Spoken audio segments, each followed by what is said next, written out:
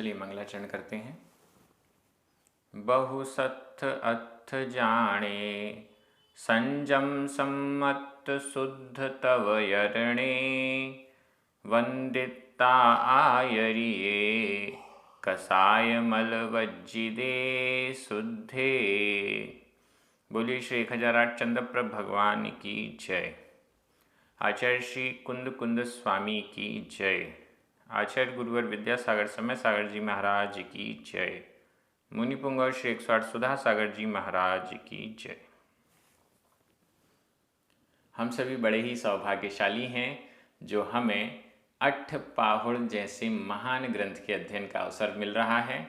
चौथा बोध पाहुड़ चल रहा है। इसमें 11 अधिकार हैं। अंतिम 11वां अधिकार प्रव्रज्या का वर्णन इन गाथाओं में आ रहा है। आज हम क्रमशः 2 गाथाओं का अध्ययन करेंगे। गाथा क्रमांक 50 और 51। ये दोनों गाथाएं प्रव्रज्या का स्वरूप, प्रव्रज्या की विशेषता प्रकट कर रही हैं। चलिए प्रारंभ करते हैं। गाथा क्रमांक 50। उच्चारण। णेहा णेहा आधा णा पूरा णा। णेहा थोड़ा सा बोलने में आपको जोर देना पड़ रहा होगा। णेहा णिल्लोहा णिल्लोहा आधा ला पूरा ला। णिल्लोहा णिम्मोहा आधा मा पूरा मा। णिम्मोहा णिव्वियार आधा वा पूरा वा। णिव्वियार णिक्कलुसा णिक्कलुसा आधा का पूरा का। णिक्कलुसा णिभय णिभय आधा ब भ। णिभय निरास भावा निरास भावा पव्वज्जा एरिसा भणिया।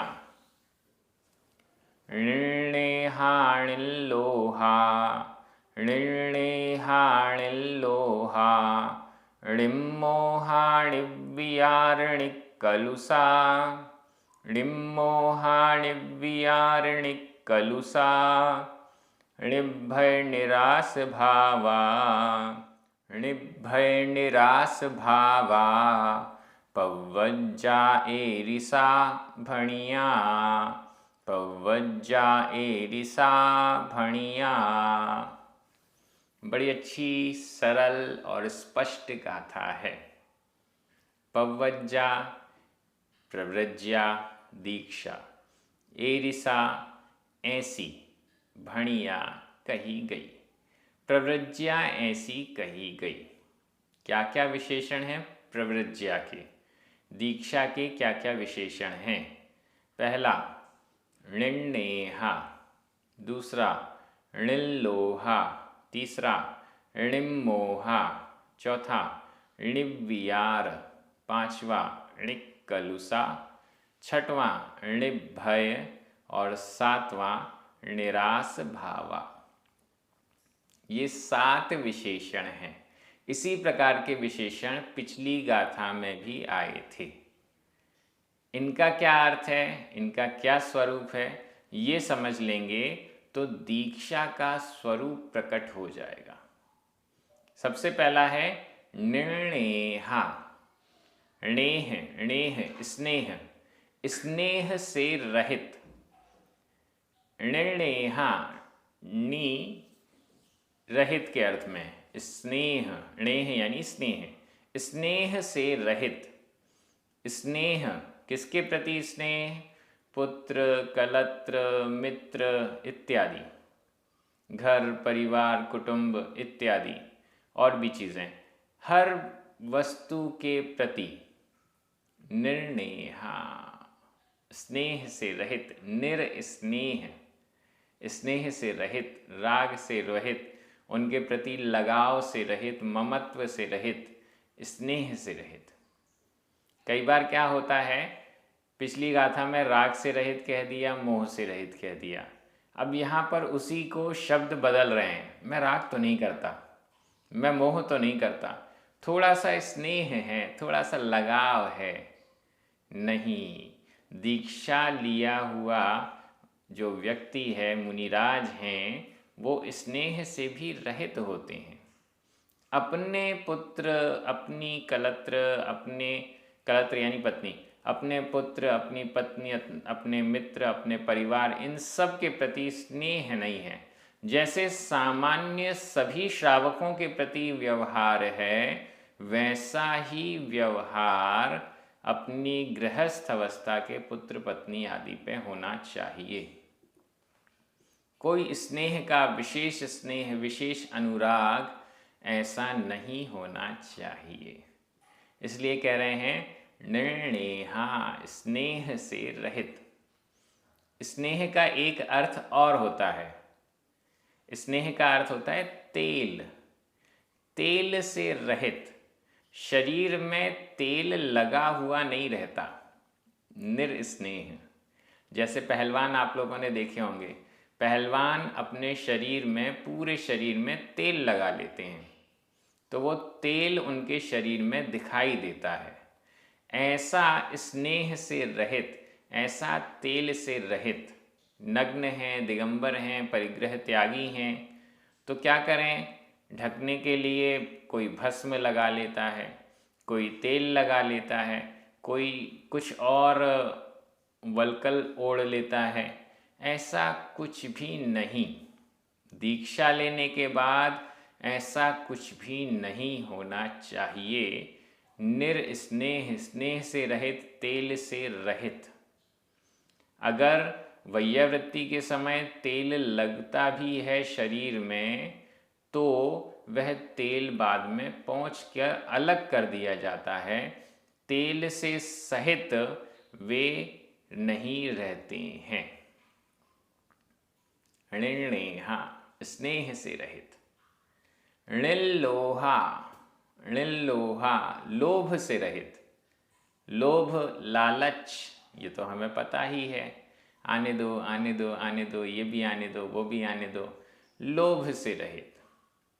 किसी ने कहा, आइए महाराज, हम आपके लिए इतना सोना, इतना चांदी, इतना ये सब देंगे, आप आ जाइए हमारे यहाँ आहार ग्रहण करने के लिए। नहीं, निर्लोहा, लोभ से रहित, लोभ लालच से रहित, गृद्धता से रहित, ऐसी दीक्षा होती है।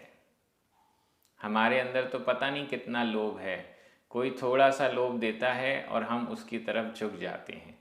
लेकिन दीक्षा लेने वाले मुनि महाराज ऐसा नहीं करते। वो तो लोभ से रहित होते हैं, वो तो स्नेह से रहित होते हैं।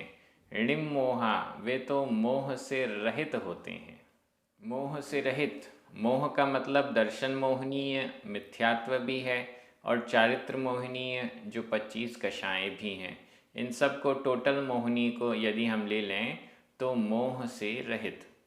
वैसे मुनि महाराज इन 28 मोहिनी कर्म की, इन पूरी 28 प्रकृतियों से रहित नहीं होते हैं। अगर क्षमिक सम्यक दृष्टि हैं तो उनका सम्यक्त्व प्रकृति विद्यमान है, और 6वां 7वां गुणस्थान है तो उनका संज्वलन कषाय का तीव्र उदय और मंद उदय ये लगातार चल रहा है। 9 कषाय में भी यथा योग्य 9 कषाएँ उनकी हैं।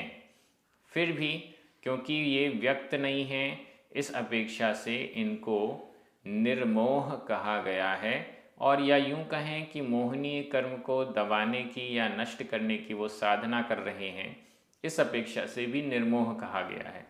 यहाँ पर दीक्षा का जो स्वरूप बताया गया है वो 2 प्रकार से समझिए। पहला तो ये है कि दीक्षित व्यक्ति इन गुणों से सहित होता है, और दूसरा ये है दीक्षित व्यक्ति इन गुणों को प्राप्त करने के लिए प्रयासरत होता है। दोनों ही बातें समझेंगे। निर्मोह हैं, मोह से रहित हैं, ठीक है, अभी पूर्ण रूप से मोह से रहित नहीं हुए हैं, लेकिन बहुत अधिक मात्रा में मोह से रहित हो चुके हैं, थोड़ा बहुत मोह शेष है। लोभ से रहित, विषय कषायों के प्रति तो लोभ नहीं है, लेकिन हो सकता है हल्का फुल्का 1, 2, 5% का लोभ शेष है, क्योंकि लोभ कषाय अभी समाप्त नहीं हुई है। 10वें गुण स्थान तक लोभ, सूक्ष्म लोभ रहता है। तो उस अपेक्षा से अभी कुछ लोभ बाकी है, लेकिन जो प्रकट में जिसे सामान्य जनता लोभ कहती है वो वाला लोभ तो नहीं है, ऐसा समझ सकते हैं। मतलब इस ओर दीक्षा वाला व्यक्ति बढ़े, इस ओर इस उपलब्धि को प्राप्त करने का प्रयास करे, ऐसा आचार्य कुनकुन स्वामी कह रहे हैं। निव्यार, निव्यार, वियार विकार, निर्विकार, विकारों से रहित। विकार क्या है? वस्त्र, आभूषण, अपने शरीर को ढक लेना। निर्विकार, विकार से रहित, इन सब से रहित। कोई भी ऐसी वस्तु नहीं जिसको शरीर ढकने के लिए प्रयोग किया जाए। शरीर क्यों ढका जाता है? क्योंकि हमें ऐसा लगता है कि हमारा शरीर विकृत है। उस विकृति को छुपाने के लिए हम वस्त्र पहनते हैं। हम ये सोचते हैं कि हमारा शरीर दिखाने लायक नहीं है, हमारा शरीर कमज़ोर है, हमारा शरीर ठंडी सहन नहीं कर सकता, गर्मी सहन नहीं कर सकता, हमारा शरीर सुंदर नहीं दिखता। इन सब बातों को विचार करके व्यक्ति वस्त्र, आभूषण आदि धारण करता है। लेकिन मुनि महाराज परिग्रह के त्यागी हैं, कोई वस्त्र, आभूषण आदि धारण नहीं करते, क्योंकि उनके अंदर कोई विकार भी नहीं है, तो शरीर को छुपाने की उन्हें ज़रूरत भी नहीं है। जिनके शरीर में विकार हो, जिनके मन में विकार हो, वे अपने शरीर को ढकते हैं। तो यहाँ पर ये स्पष्ट हो गया निर्विकार। अब यहाँ निव्यार का दूसरा अर्थ निर्विचार भी होगा। वियार विचार, निर्विचार, नी, ये जो नी है वो रहित के अर्थ में भी प्रयोग में आती है और यहाँ निश्चित के अर्थ में भी आ रही है। पिछली गाथा में अतिशय के अर्थ में लिया था अर्थ, यहाँ पर निश्चित, निश्चित विचार वाले, जिनका विचार, जिनका चिंतन निश्चित है। क्या विचार है, क्या चिंतन है? जीव अलग है और पुद्गल अलग है। जिनका भेद विज्ञान निश्चित है, जिन्होंने भेद विज्ञान को मजबूत कर रखा है, दृढ़ कर रखा है, वो निर्विचार, निश्चित विचार वाले। निर्विकार, निव्यार के दो अर्थ हो गए, निर्विकार और निर्विचार। निर्विकार का मतलब विकार से रहित और निर्विचार का मतलब निश्चित विचार वाले, भेद विज्ञान से संपन्न। निक्कलुषा, निक्कलुषा, कलुष, कलुष से रहित, कलुष कालिमा, मल से रहित, गंदगी से रहित, गलत चीज़ों से रहित।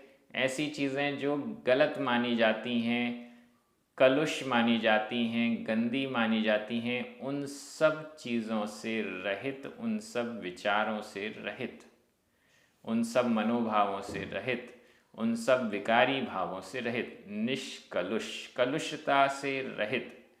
कषायों को भी कलुष करने वाला कहते हैं, उनसे भी रहित।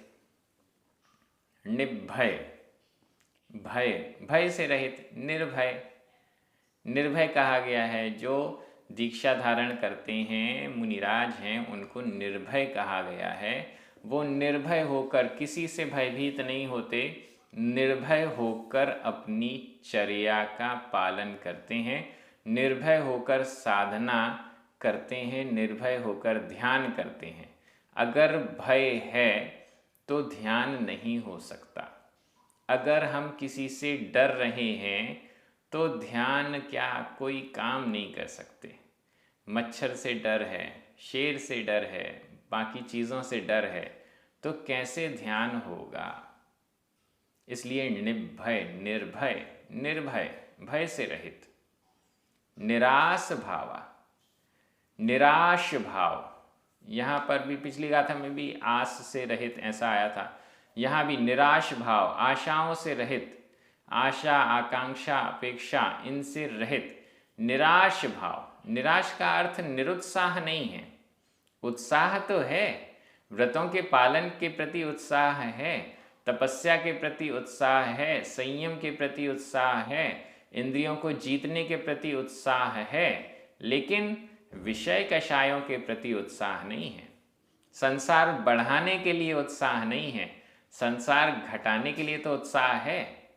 विषय भोगों की, कषायों की, पाप की आशा नहीं करते हैं, इनकी अभिलाषा नहीं करते हैं, धर्म ध्यान की आशा करते हैं, तपस्या की आशा करते हैं, चाहते हैं कि तप करें, चाहते हैं कि ध्यान में लीन हो, चाहते हैं कि स्वाध्याय करें। ये सब अच्छी चीज़ें, साधना की चीज़ें तो चाहते हैं, लेकिन विषय कषायों के लिए निराश भाव वाले हैं, विषय कषायों से निराश हैं, विषय कषायों की कोई आशा अपेक्षा आकांक्षा नहीं है, जिसमें एरिसा, ऐसी, पवज्जा, प्रव्रज्या, भणिया कही गई। ऐसी प्रव्रज्या, ऐसी दीक्षा कही गई। दीक्षा ऐसी होती है।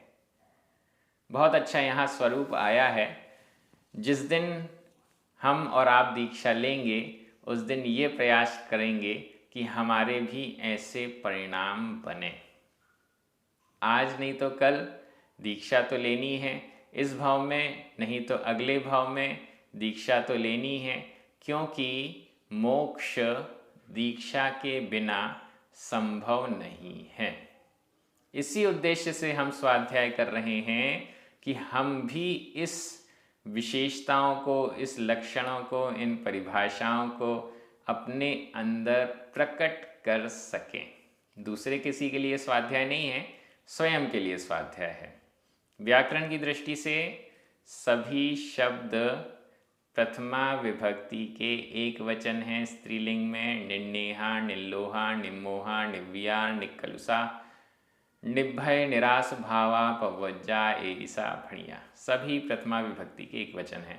भणिया यह भूतकालिक कृदंत का प्रयोग है। बहुत सरल व्याकरण है। मैं एक बार हिंदी अर्थ कर रहा हूँ, आपकी नज़र प्राकृत शब्दों पर जानी चाहिए। स्नेह से रहित, लोभ से रहित, मोह से रहित, विचार या विकार से रहित, कलुषता से रहित, भय से रहित, आशा भाव से रहित ऐसी दीक्षा कही गई। ऐसी दीक्षा कही गई। अब हम चलते हैं गाथा क्रमांक 51 पर, और यहाँ पर भी दीक्षा का बहुत अच्छा स्वरूप प्रकट होने वाला है। उच्चारण: जह जाय, जह जाय, रूव, रा में बड़े ऊ की मात्रा, रूव, सरिसा, सरिसा, जह जाय रूव सरिसा, अवलंबीय भुव, अवलंबीय भुव, अवलंबीय भुव, निराउहा, निराउहा, संता, संता, पर किय णिलय णिवासा, पर किय णिलय णिवासा, पर किय णिलय णिवासा, पवज्जा, एरिसा, भणिया। जह जाय रूव सरिसा, जह जाय रूव सरिसा, अवलंबीय भूय णिराउहा संता, अवलंबीय भुव णिराउहा संता, परकीयण लय णिवासा, परकीयण लय णिवासा, पव्वज्जा एरिसा भणिया, पव्वज्जा एरिसा भणिया। बड़ी अच्छी गाथा है। पव्वज्जा, प्रव्रज्या, दीक्षा, एरिसा ऐसी, भणिया कही गई। प्रव्रज्या ऐसी कही गई, दीक्षा ऐसी कही गई। यहाँ पर दीक्षा की विशेषताएं कौन कौन सी? सबसे पहली जहजाय रूप सरिसा, दूसरी अवलंबीय भुव, तीसरी निराऊहा, चौथी संता, पांचवी परकीय निलय निवासा। 5 विशेषताएं प्रव्रज्या की यहाँ पर आ रही हैं। सबसे पहली है जहजाय रूप सरिसा। जहजाय यथा जात, जह यथा, जाय जात, यथा जात, रूप सरिसा सदृश, यथा जात रूप के सदृश।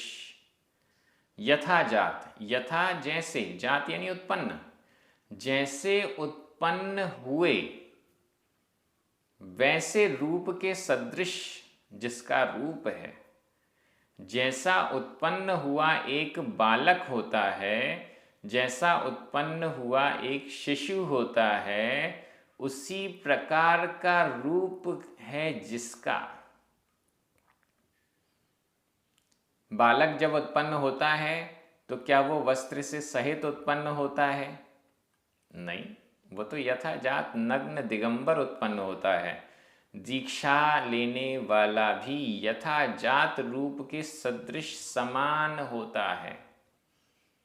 जैसे बालक उत्पन्न होता है, शिशु उत्पन्न होता है, यथाजात रूप में होता है, निर्विकार होता है, वैसे ही उसी समान रूप वाला नग्न दिगंबर हैं, कुछ भी ढकने के लिए लेते नहीं हैं, कुछ भी विकार उनके अंदर नहीं हैं, इसलिए वो निर्ग्रंथ दिगंबर यथाजात मुद्रा वाले, जिन मुद्रा वाले कहे गए हैं।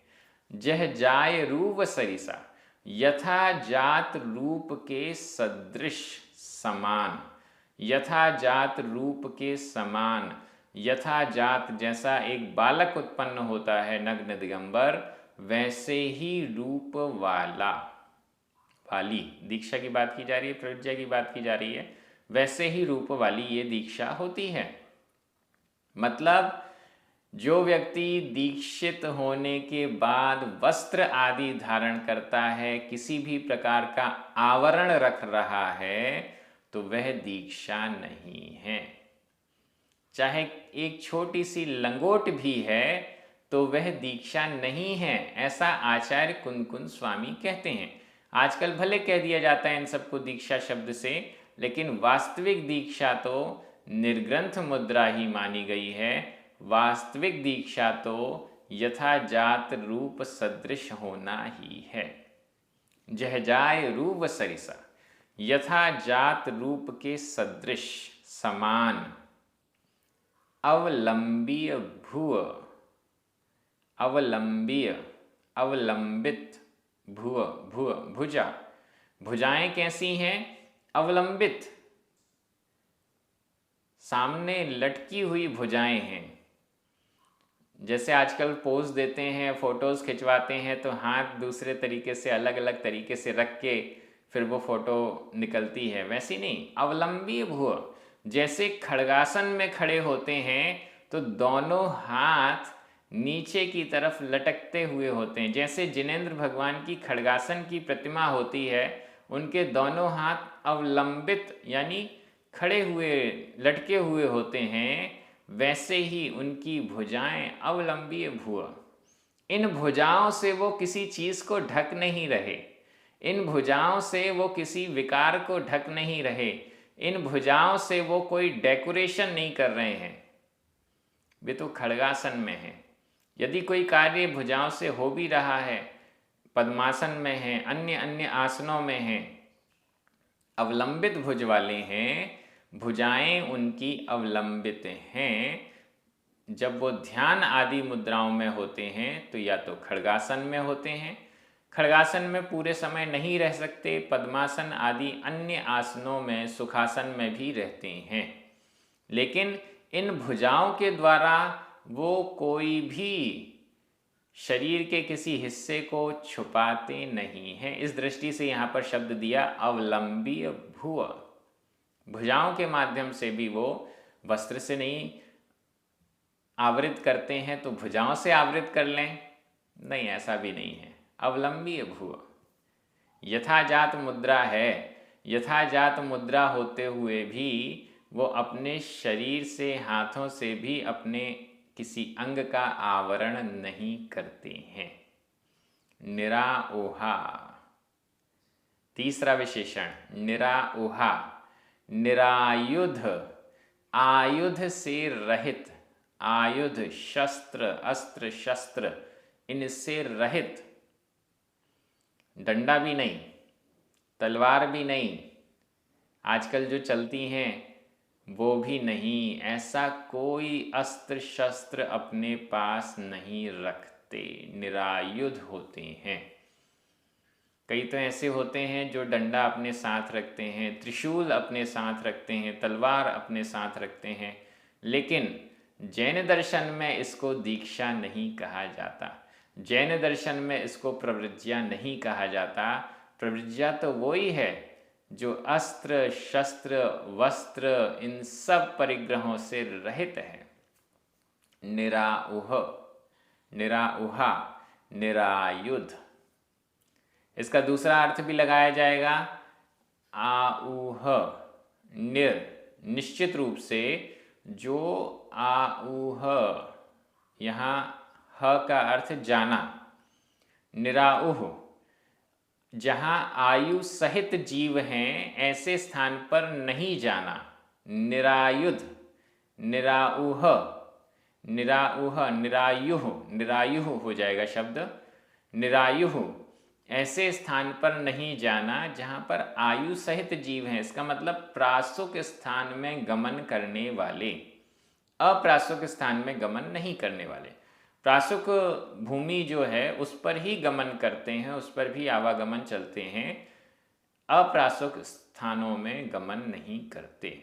ऐसे स्थान जहाँ पर आशंका है कि यहाँ जीव हो सकते हैं, ऐसे स्थानों पर गमन नहीं करते। निराउह, निरायुह, ये अर्थ, निरायुध, निरायुह, ये दो अर्थ इसके शब्दों से निकलेंगे।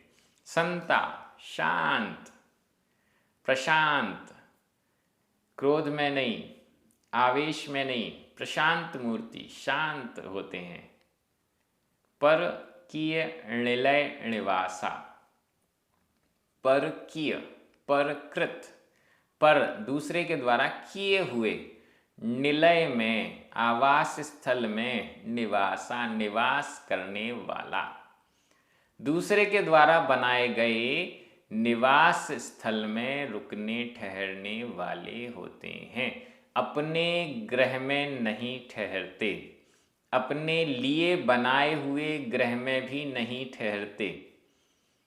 पर किए, दूसरे के लिए बनाया गया हो, दूसरे के द्वारा बनाया गया हो, ऐसे निवास स्थल पर ठहरते हैं, रुकते हैं, निवास करते हैं, जितनी भी दिन, जितने भी देर रुकना है उतनी देर के लिए। पर किए, पर कृत, दूसरे के द्वारा किए हुए, दूसरे के द्वारा किए हुए और दूसरे के लिए किए हुए। उन पर्टिकुलर व्यक्ति के लिए ये मकान बनाया गया है ऐसा नहीं। जो संतशालाएं, संत भवन, धर्मशालाएं इत्यादि बनती हैं वो किसी एक पर्टिकुलर व्यक्ति के लिए नहीं बनती हैं, वो तो सभी के लिए बनती हैं। ऐसे स्थल पर दीक्षित व्यक्ति ठहरता है, अपने लिए बनाए हुए में नहीं ठहरता, स्वयं के द्वारा पूर्व में बनाए हुए में भी नहीं ठहरता। पर किए निलय निवासा, दूसरे के द्वारा बनाए गए निलय यानी घर में या मकान में या किसी स्थान में निवासा निवास करने वाली, एरिसा ऐसी, पवज्जा दीक्षा बढ़िया कही गई, ऐसी दीक्षा कही गई, दीक्षा का ऐसा स्वरूप हमारे सामने प्रकट हो रहा है। व्याकरण की दृष्टि से सभी शब्द प्रथमा विभक्ति एक वचन के हैं। जह जाय रू सरिसा, अवलंबीय भुव, निराउहा, संता, परकीय निलय निवासा, पवज्जा, एरिसा, भणिया, ये सभी प्रथमा विभक्ति के एक वचन हैं। संता यह वर्तमान कृदंत है, इसमें आधा ना और ता ये वाला प्रत्यय जुड़ा हुआ है। भणिया यह भूतकालिक कृदंत का प्रयोग है। परकीय कीय, ये जो कीय है यह भी भूतकालिक कृदंत है। और जाय जात जाय यह भी भूतकालिक कृदंत का ही प्रयोग है। इस प्रकार से व्याकरण हो गई। मैं एक बार हिंदी अर्थ कर रहा हूं, आपकी नज़र प्राकृत शब्दों पर जानी चाहिए। यथा जात रूप के सदृश समान, अवलंबित हैं भुजाएं जिसकी, आयुध अस्त्र शस्त्र से रहित, शांत, दूसरे के द्वारा किए हुए निवास स्थल में ठहरने वाली ऐसी दीक्षा कही गई। ये सभी गाथाएं इतनी अच्छी हैं कि मन ऐसा होता है कि ये तो पूर्ण ही ना हो और इनका अध्ययन मनन चिंतन करते जाएं करते जाएं करते जाएं। जब तक मोक्ष नहीं हो तब तक ये गाथाएं हमारे साथ रहें, ऐसी भावनाएं हमारी होनी चाहिए, ऐसे प्रयास हमें करने चाहिए। निश्चित रूप से यदि इन गाथाओं को हमने अपने साथ या इन गाथाओं के साथ हम हो गए तो हमारा कल्याण हो ही जाएगा। आप सभी बहुत अच्छे से अध्ययन कर रहे हैं, सभी आनंदित हैं, इस स्वाध्याय से प्रसन्न हैं, ये बहुत अच्छी बात है। जिनवाणी स्तुति कीजिए, 9 बार नमोकार मंत्र पढ़िए। सभी को जय जिनेंद्र।